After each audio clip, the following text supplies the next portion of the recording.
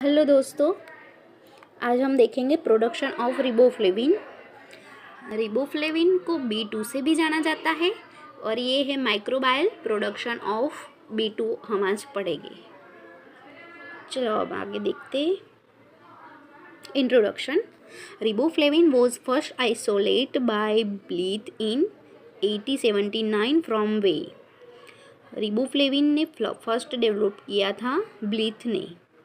And the water soluble yellow fluorescent material was named lactochrome।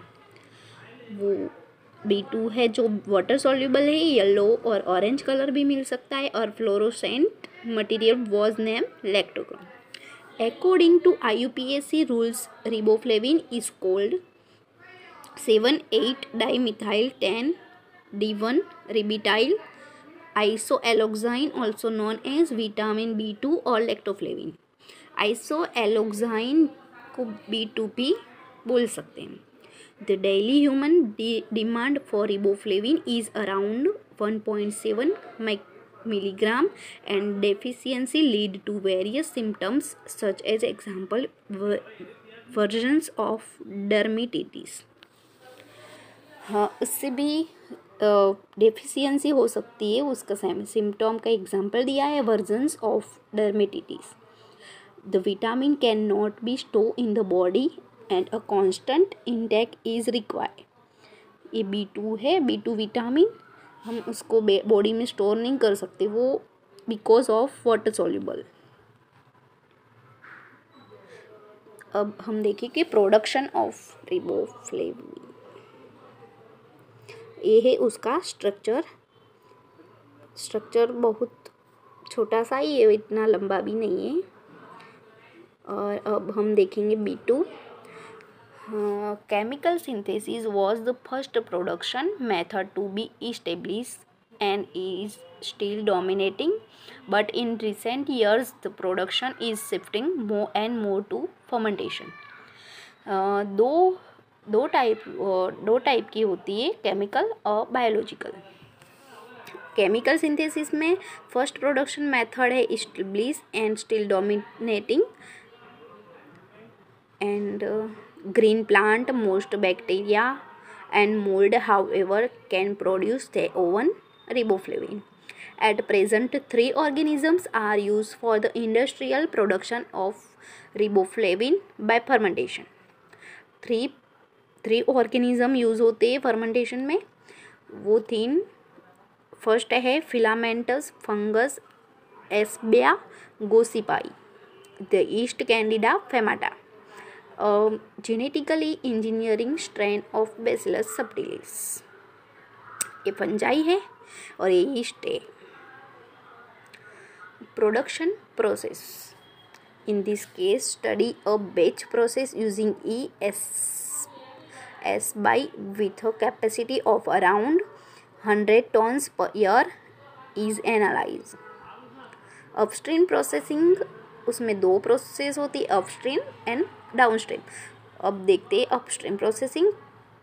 Upstream processing consist of preparation of medium and associate continuous counter current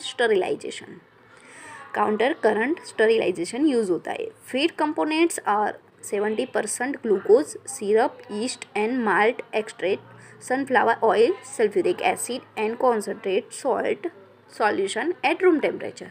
उसको incubation की ज़रूरत नहीं है, room temperature में ही रखना है। Fermentation is operate batch wise with 10% inoculum ratio. ये सब दिखा हमें, फीड कंपोनेंट्स, ये 70% ग्लूकोज, सिरप, ये सब यूज़ करेंगे हम। Continue. Downstream processing start with harvesting followed by crystallization, centrifugation means decanter and final drying। Drawing में भी बहुत सारे टाइप होते हैं, इसमें स्प्रे ड्रायर हम यूज़ करेंगे। The request purity of riboflavin is 70%। The residual 30% consist of salt and biomass।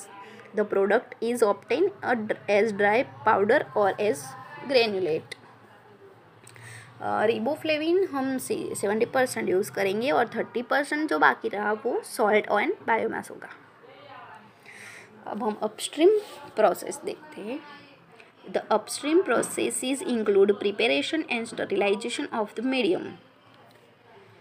The medium's composition does not allow sterilization of all components mixed together and using classical batch condition.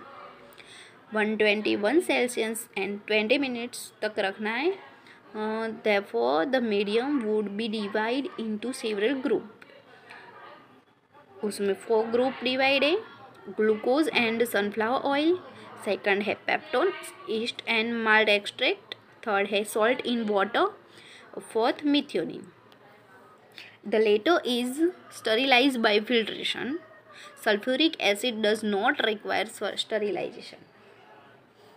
Only 2 separate solution have to be prepare. 2 solution ही prepare करने का है. 70% glucose and second है other nutrient tank P4. अब हम fermentation के बारे में देखेंगे थोड़ा. In several step the necessary seed culture are prepare in different seed fermenters. The last seed culture is the start inoculum for the main fermentation.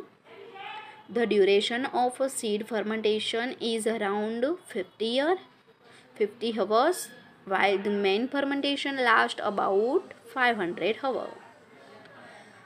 During this time, the strain produces 27 grams per liter riboflavin. Fermentation requires aeration accomplished by a gas compressor P7 and sterile filter P8. Exuded gases are filtered by a second filter P10.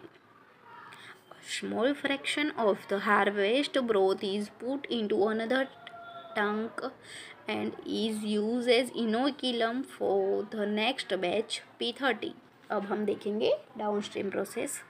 After fermentation the broth is harvest into the harvest tank. Part of the product crystallize in the fermentator and also in the harvesting tank. Crystallization is complete in the crystallizer by evaporation of some of the water. Afterward, the suspension is stored in tank. ये सब कुछ हो जाए और बाद में हम tank में स्टोर करेंगे बिकॉज वो बहुत बड़ी मात्रा में होता है इसलिए. From the decanter 3 stream are harvested, 2 liquid phase and the cell crystal suspension. To achieve higher purity, a washing step is used with a second separation. The last step is drying. Last step होता है drying का.